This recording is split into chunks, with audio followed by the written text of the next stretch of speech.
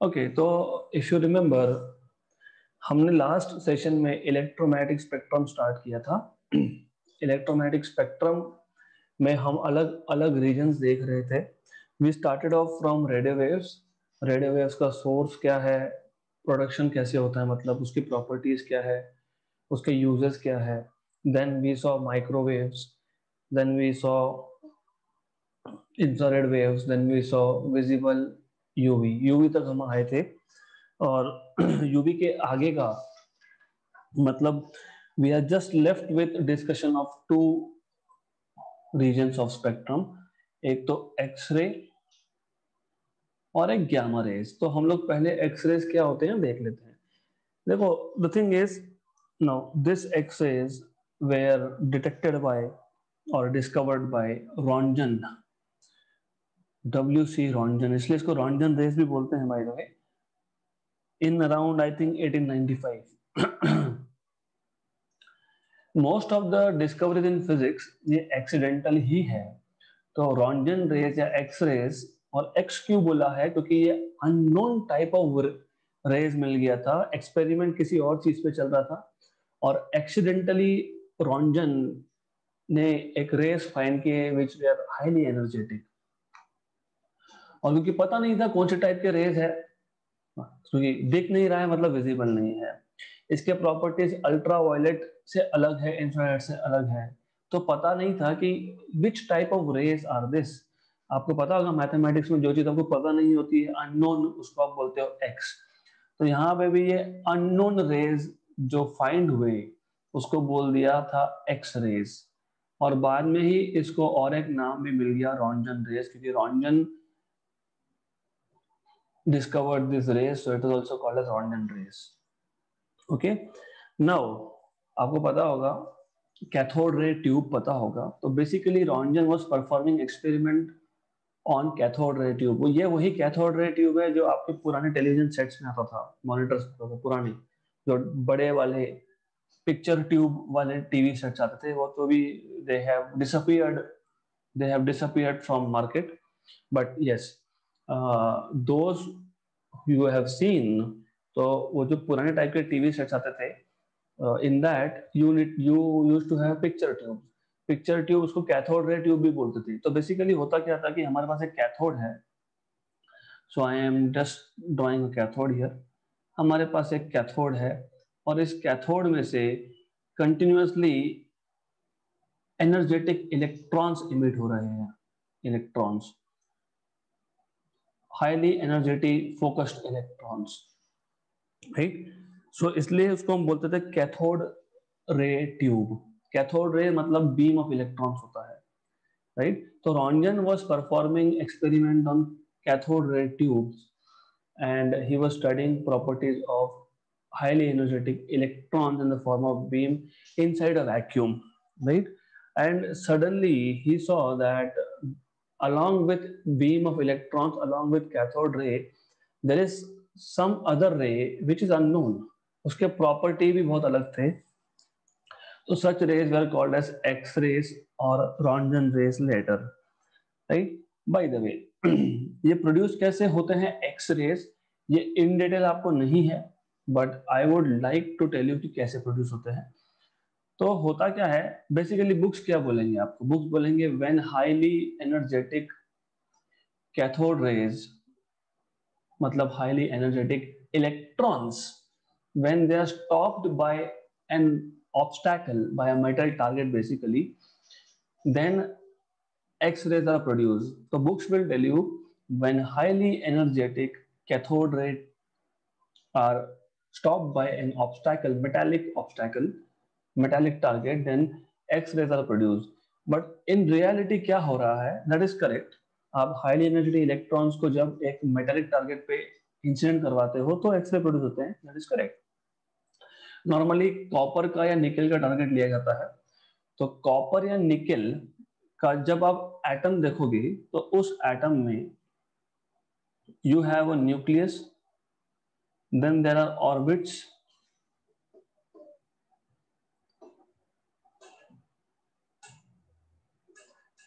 okay, and then there are electrons, तो there are electrons. तो normally copper या निकल जो होता है उसमें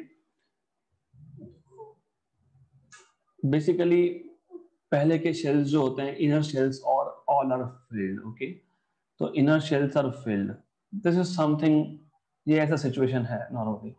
क्या होता है, कैथोड रे मतलब इलेक्ट्रॉन्स, हाईली एनर्जेटिक इलेक्ट्रॉन्स आते हैं, they collide with the innermost electron. तो जो इनर मोस्ट शेल का इलेक्ट्रॉन है उसके साथ कोलाइड होते हैं और एनर्जी ट्रांसफर करते हैं और ये इलेक्ट्रॉन हो जाता है फ्री। क्या हुआ, हमने कॉपर टारगेट लिया, कॉपर टारगेट पे हमने हाईली एनर्जेटिक इलेक्ट्रॉन्स बम्बार्ड कर दिए उससे क्या हुआ कि इनर मोस्ट शेल से इलेक्ट्रॉन नॉकआउट हो गया। इनर मोस्ट शेल से इलेक्ट्रॉन नॉकआउट होने का मतलब है यहाँ पे एक वैकेंसी जनरेट हो गई। वैकेंसी मतलब यहाँ पे इलेक्ट्रॉन का शॉर्टेज है, जहां भी इलेक्ट्रॉन का नेगेटिव चार्ज का शॉर्टेज होता है उसको बोलते हैं कि वहां पे पॉजिटिव होल है, राइट। तो अब जो इलेक्ट्रॉन की वैकेंसी यहाँ पे जनरेट हुई थी वो कौन फिल करेगा, तो जो हायर लेवल से ऑर्बिट, हायर ऑर्बिट से सेकंड से फर्स्ट में जब ट्रांजिशन होगा, so whenever beam of electron is bombarded on a copper target, then it may happen कि इनर मोस्ट शेल से एक इलेक्ट्रॉन नॉकआउट हो गया, मतलब वहां पे एक वैकेंसी जनरेट हो गई। Now this vacancy is filled by higher orbit electron, तो 2 से 1 ट्रांजिशन होगा। तो सेकेंड ऑर्बिट से इलेक्ट्रॉन फर्स्ट ऑर्बिट में जाएगा उस वैकेंसी को फिल करने के लिए, और जब ऐसा होगा तो it will emit excess energy, क्योंकि आपको पता है कि सेकेंड ऑर्बिट में एनर्जी अलग है, फर्स्ट ऑर्बिट में एनर्जी अलग है, तो जो डिफरेंस इन एनर्जी है ये रिलीज होता है in the form of X-rays. So this is how X-rays are produced. Okay, तो इंटरेस्टिंग है ये बहुत, is very interesting technique of producing X-rays. For your syllabus, as far as syllabus is concerned, इतना बोलना sufficient है that when highly energetic cathode rays, मतलब cathode rays are rays which contain electrons basically, or when a high energetic beam of electron is bombarded with a metal target such as copper, x-rays are produced। खत्म, आपको इतना लिखना है। okay, then as we were looking at production technique, properties, तो properties भी देख लेते हैं। तो what are properties of x-rays? पहला प्रॉपर्टी है they are highly energetic, right. So they are high energy electromagnetic waves, high energy electromagnetic waves. दूसरा, जब भी एक्सरे, मान लो मैंने एक्सरे जनरेट कर लिया, अब एक्सरे एक गैस से पास हो रहा है, तो I have gas here. Okay, तो मैं इस गैस में से एक ही आइटम दिखाऊंगा, तो क्या होगा, when X-ray passes through a gaseous medium और अ गैस, तो वो क्या करेगा, एक्सरे की एनर्जी एब्जॉर्ब हो जाएगी, क्योंकि when X-ray is passing through gas, that energy is taken up by electron of the outer most shell and then this electron becomes free. तो जब इलेक्ट्रॉन फ्री हो गया, मतलब एटम का आयन बन गया, तो हम बोलते हैं कि X-rays have highly ionizing power. तो एक्सरे क्या करता है, एक्सरे आयोनाइज करता है गैस को, तो X-rays ionize the gas through which they pass. So X-rays ionize, it has high ionization power, so x-rays ionize the gases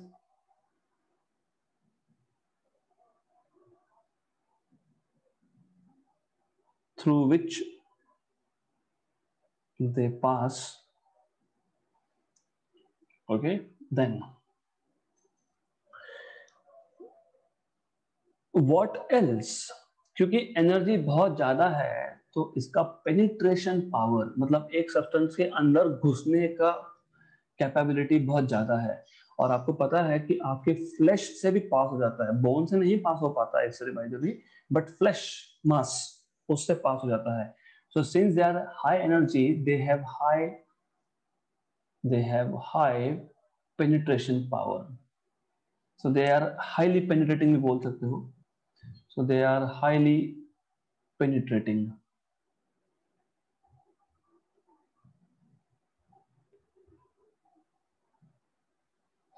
Then of course their overdose, ज्यादा time तक अगर आपने एक्सरेज को expose करके रखा है तो लिविंग सेल्स को मार देता है. So overdose of x-ray can kill living cells. Overdose of x-rays can kill living cells. तो लिविंग सेल्स को वो मार देता है बेसिकली. ओके, या. सो नाउ ये हो गया properties. Let us look at uses. There are a lot of uses of X-rays. एक तो of course to detect fractures in the bone. हमारे जो बोन में फ्रैक्चर होता है उसको डिटेक्ट करने के लिए हम लोग एक्सरे ही यूज करते हैं. तो used to detect fractures in the bone. दूसरा मैंने आपको बताया था कि ये एक्चुअली फॉर एग्जांपल अभी हम बड़े बड़े शिप्स, बड़े बड़े एयरप्लेन बनाते हैं तो वहां पे एक छोटा सा भी क्रैक अगर रह गया, छोटा सा भी क्रैक रह गया एयरप्लेन की बॉडी में तो गया, क्रैश हो जाएगा वो. क्यों? क्योंकि बहुत कॉम्प्लिकेटेड फिजिक्स होता है वहां पे ना, बहुत कॉम्प्लिकेटेड है. थोड़ा सा भी, एक छोटा सा भी क्रैक रह गया तो गए, that plane will definitely crash.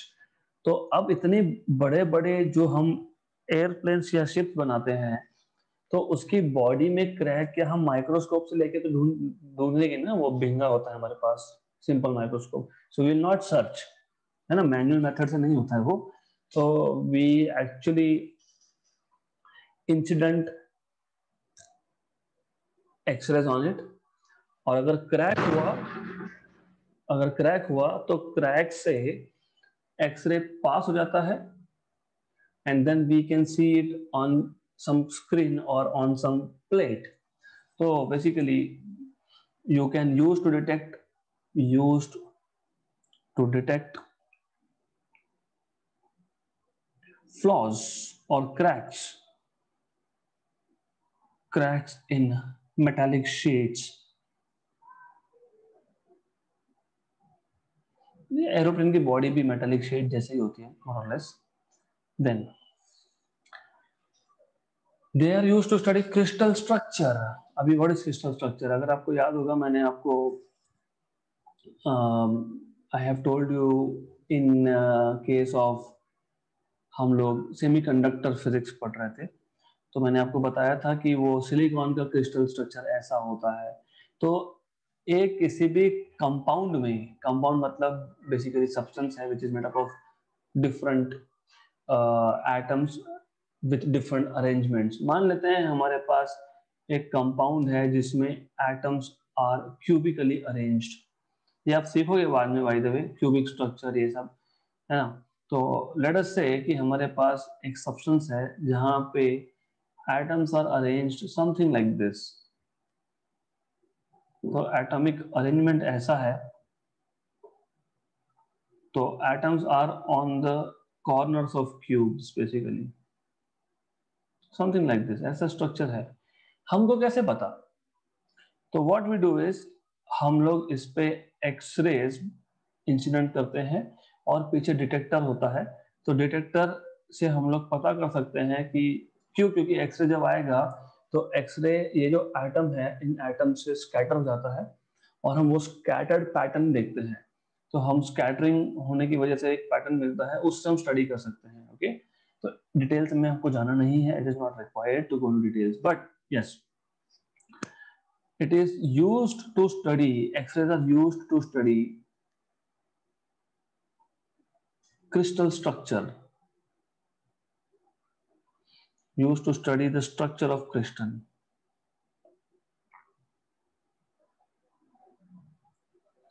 Right, so these are some important uses of x-rays. So actually x-rays explosive के डिटेक्शन में भी यूज होता है। कहीं पे बॉम्ब प्लांटेड होगा तो वहां पे आप एक्सरे से ढूंढ सकते हो। तो they are also used for detection of explosives, right? So these are 4 important uses. तो फ्रैक्चर डिटेक्ट कर सकते हो, मेटल शीट्स में क्रैक डिटेक्ट कर सकते हो, क्रिस्टल स्ट्रक्चर स्टडी कर सकते हो, एक्सप्लोसिव के डिटेक्शन के लिए यूज होता है, सो ऑन सो फोर्थ। बाकी तो फ्रीक्वेंसी रेंज और एनर्जी रेंज जो है एक्सरे का, मैं किसी भी स्पेक्ट्रम के किसी भी पार्ट का हमने ज्यादा डिस्कस नहीं किया है, but that is provided you in the notes. तो range of wavelength, range of frequency and range of energies वो आप देख लेना एक बार। Then last in the list, actually first in the list, क्योंकि highly energetic, the most energetic electromagnetic radiation, gamma rays. Okay, it is not last in the list, it is actually the first in the list, क्योंकि सबसे ज्यादा energy gamma का होता है, फिर x ray का होता है, फिर अल्ट्रावायलेट होता है, फिर विजिबल होता है, फिर इंफ्रारेड होता है, फिर माइक्रोवेव होता है, फिर रेडियो वेव होता है। हमने उल्टा लिया है, हम मतलब मैक्सिमम वेवलेंथ से नीचे की तरफ आए हैं। ओके, सबसे ज्यादा वेवलेंथ होता है रेडियो वेव्स का, सबसे कम वेवलेंथ होता है गामा रेज का। So it's something like that. Okay, so gamma rays are highly energetic, high frequency, high energy. They are produced inside the nucleus. आपको याद होगा हम जब 4 फंडामेंटल फोर्सेस ऑफ नेचर पढ़ रहे थे, उसमें एक वीक न्यूक्लियर फोर्स करके आया था। मैंने बताया था कि वीक न्यूक्लियर फोर्स बेसिकली क्या होता है कि some nucleus are unstable, unstable nuclei जो होते हैं वो डीके हो जाते हैं, मतलब उसका कन्वर्जन एक स्टेबल न्यूक्लिया में होता है, राइट? तो ये जब डीके हो रहा होता है, जब न्यूक्लियस डीके होता है, उसको रेडियो एक्टिव डीके बोलते हैं, वो 12th में हम डिटेल में पढ़ने वाले हैं by the way.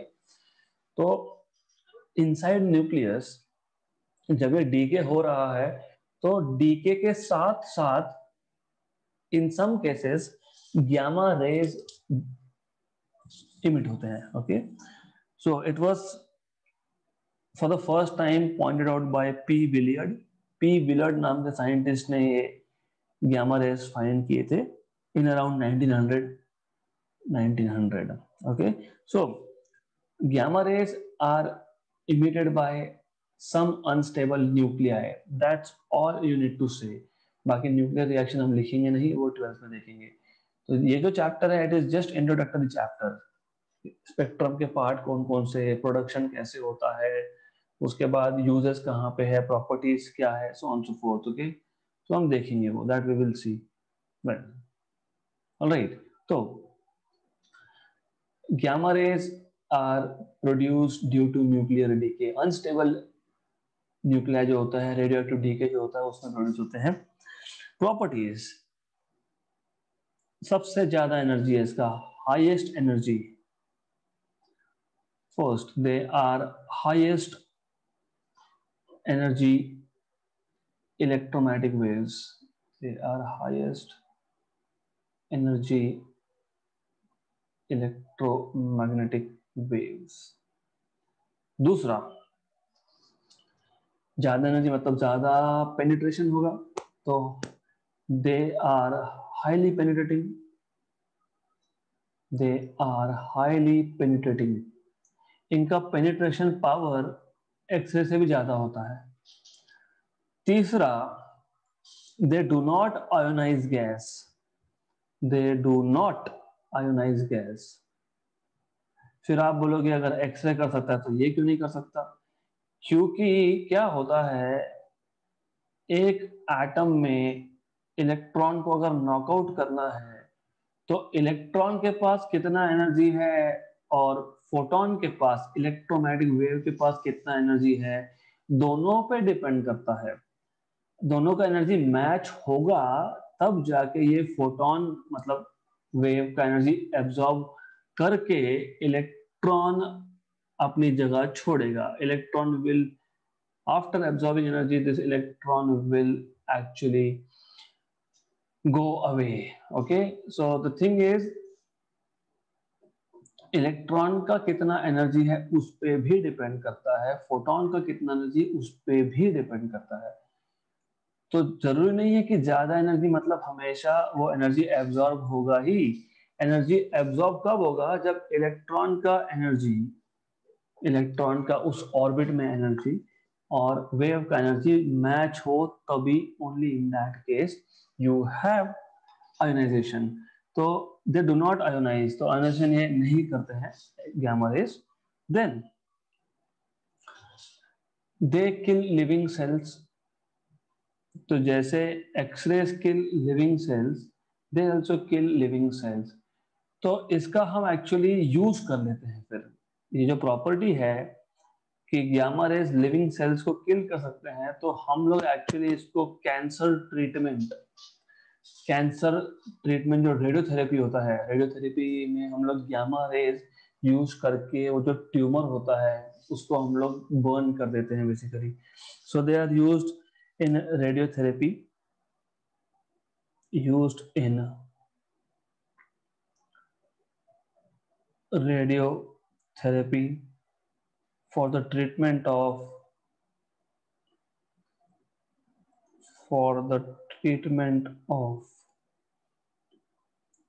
cancer and tumor. Okay, then तो ये एक यूज हो गया, it's very good. Then they are also used for food preservation. Food preservation में भी यूज होता है gamma rays.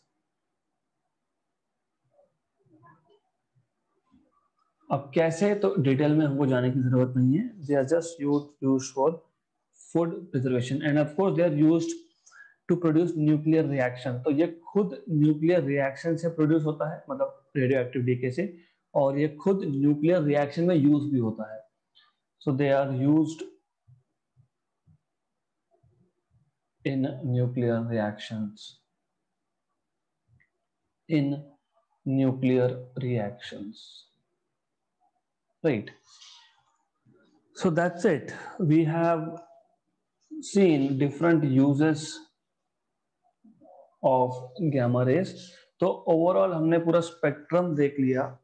Highest energy gamma rays, फिर एक्स रेज, फिर यूवी, फिर विजिबल, फिर इंफ्रा, फिर माइक्रो, फिर रेडियो।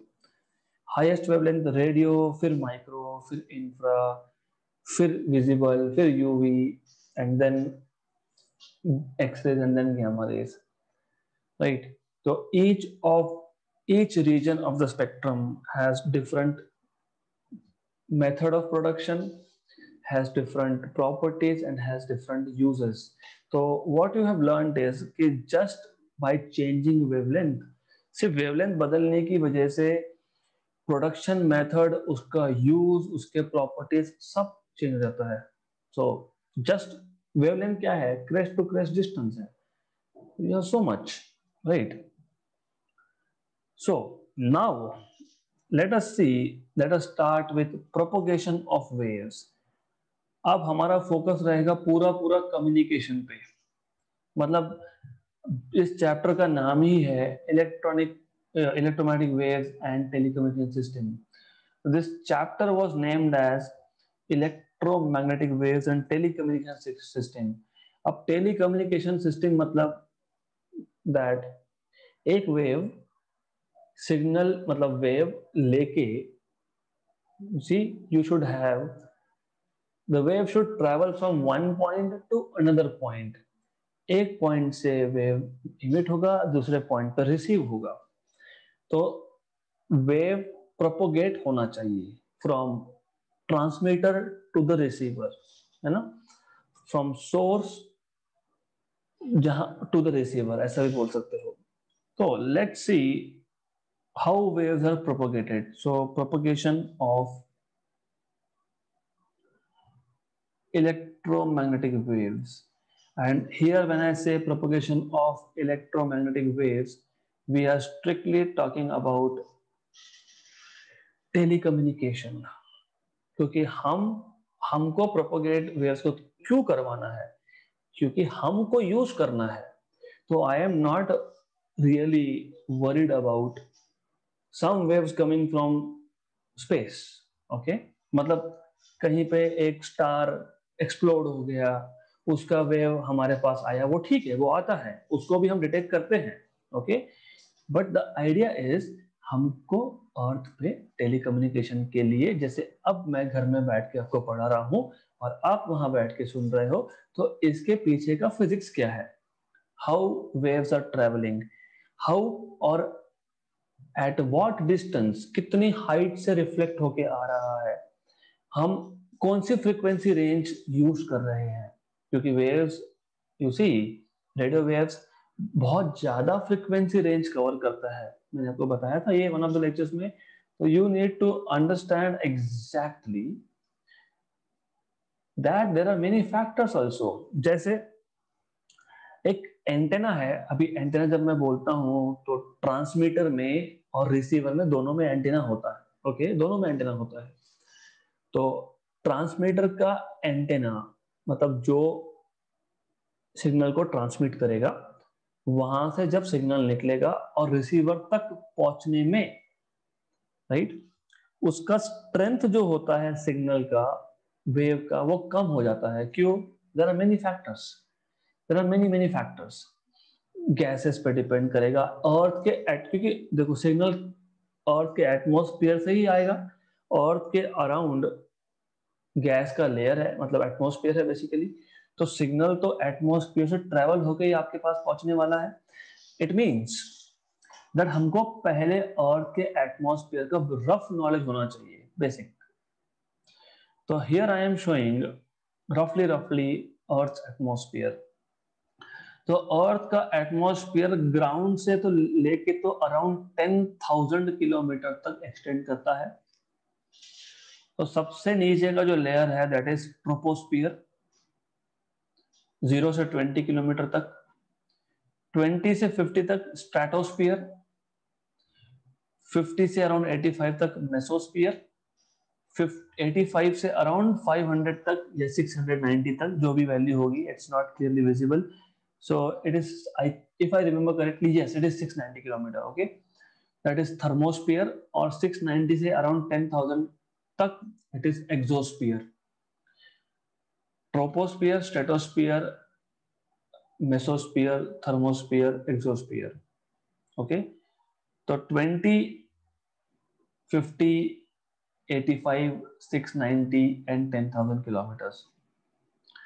अब जो वेव्स हम प्रोपोगेट करेंगे, है ना, तो हमारा इंटरेस्ट वैसे, we are not really interested to go at very high altitudes, मतलब we are not really talking about very high altitude signal transmission.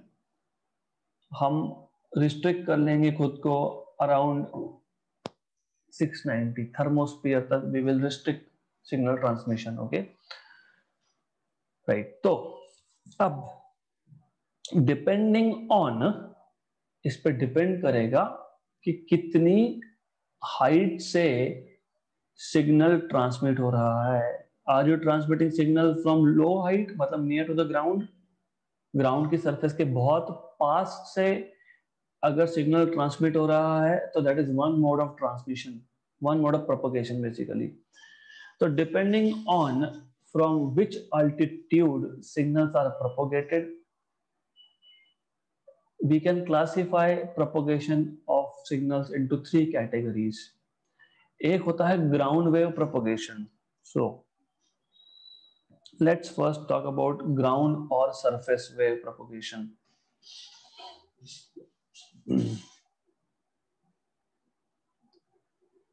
Ground or surface wave propagation.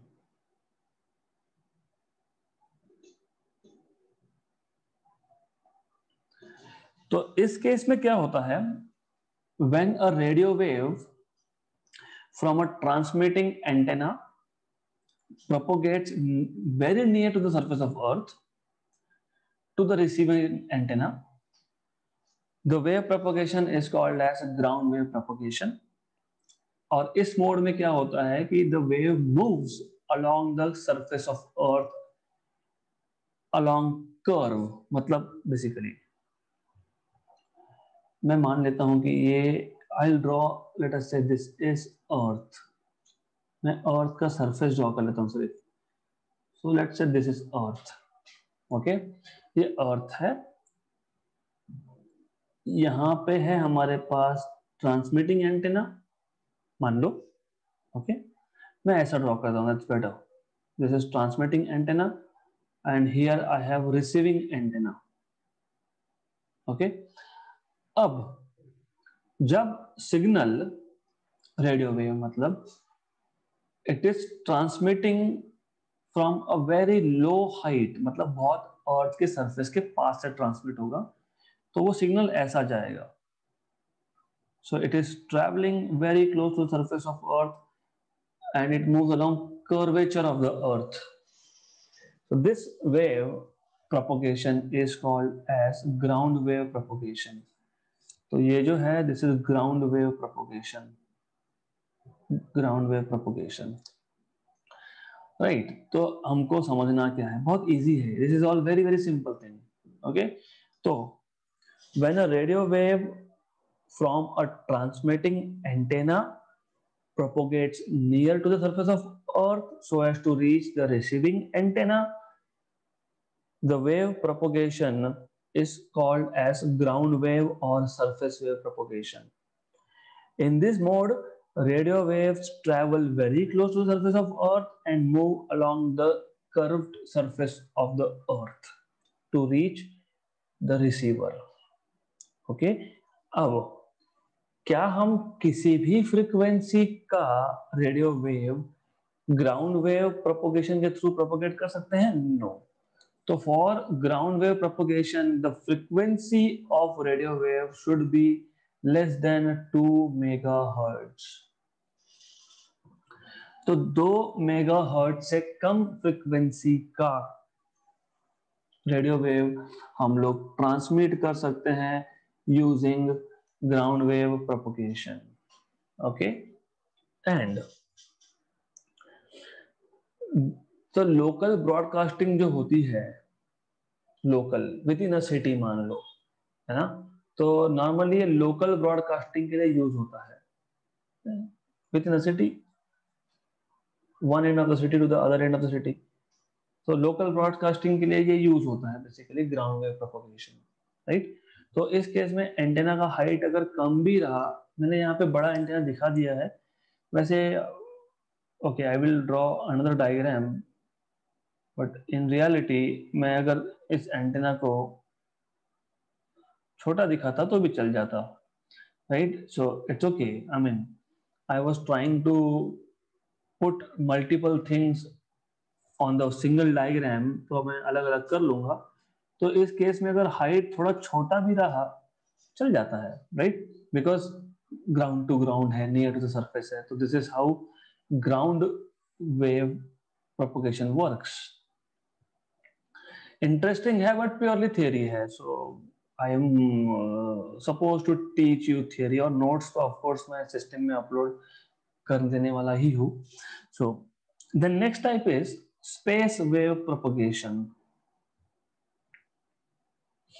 Space wave propagation. Okay. अब जैसे ground wave propagation में जो waves है they were travelling around along the curve path, space wave में वैसा नहीं होता है। स्पेस वेव प्रोपगेशन में what happens is, sorry for this, space wave propagation में क्या होता है that the wave travels along straight line। तो मान लेते हैं कि ये मेरे पास ट्रांसमिटिंग एंटेना है और यहाँ पे मेरे पास रिसीविंग एंटेना है, तो डेफिनेटली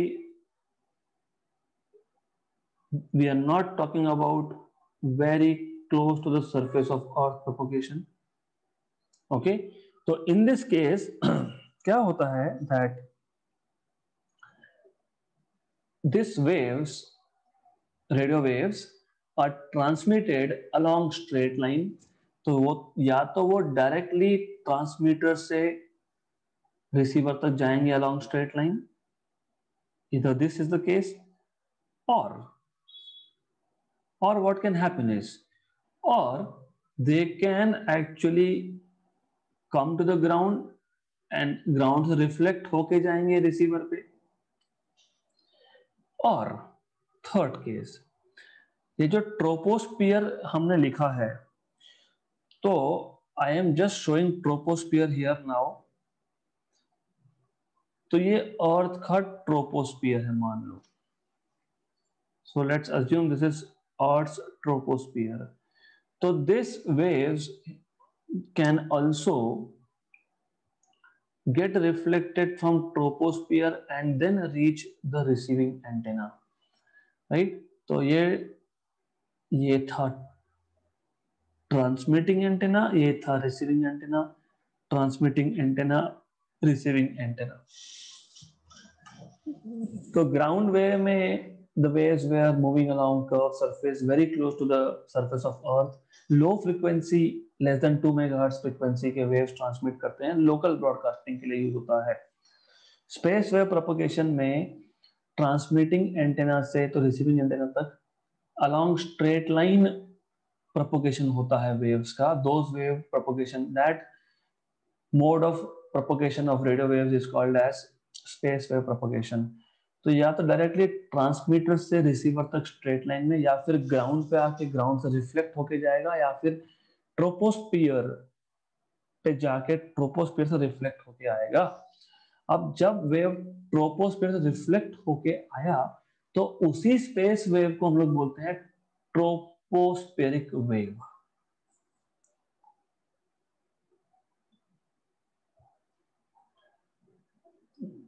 तो वो स्पेस वेव ही है, that is space wave only, सिर्फ वो ट्रोपोस्फियर से रिफ्लेक्ट होके आया तो ट्रोपोस्फेरिक वेव बोलते हैं उसको। किसको? Only one which is getting reflected from troposphere, जो डायरेक्टली गया उसको ट्रोपोस्फेरिक नहीं बोलेंगे, जो ग्राउंड से गया उसको भी ट्रोपोस्फेरिक नहीं बोलेंगे। बाय द वे, ये तीनों के तीनों वेव स्ट्रेट लाइन में जो ट्रेवल हुए, we call it as space wave propagation। so this is space wave propagation। और space wave propagation का जो frequency range है, so frequency is greater than 30 kilohertz, sorry 30 megahertz, not kilohertz। तो 30 megahertz से लेके तो 300 मेगाहर्ट्ज के जो फ्रीक्वेंसी होते हैं, those frequencies are propagated using space wave propagation. तो स्पेस वेव प्रोपगेशन हम लोग 30 मेगाहर्ट्ज से 300 मेगाहर्ट्ज तक की फ्रीक्वेंसीज का करते हैं। Okay, right. So now we need to define something called as range। Range क्या है और रेंज कैसे निकालते हैं, बहुत इंटरेस्टिंग है, और इस पे क्वेश्चंस भी हमको सॉल्व करने हैं। तो range and next type of propagation, is sky wave propagation। sky wave propagation is normally done using थोड़ा ज्यादा हाइट से हम रिफ्लेक्ट करवाते हैं, आयनोस्फीयर से करवाते हैं। फिर आप बोलोगे यहाँ पे आयनोस्फीयर तो कहीं दिख नहीं रहा है, ये जो अर्थ का एटमॉस्फेयर है, ट्रोपो फिर स्ट्रैटो फिर मेसो फिर थर्मो फिर एक्सो, वेयर इज आयनोस्फीयर?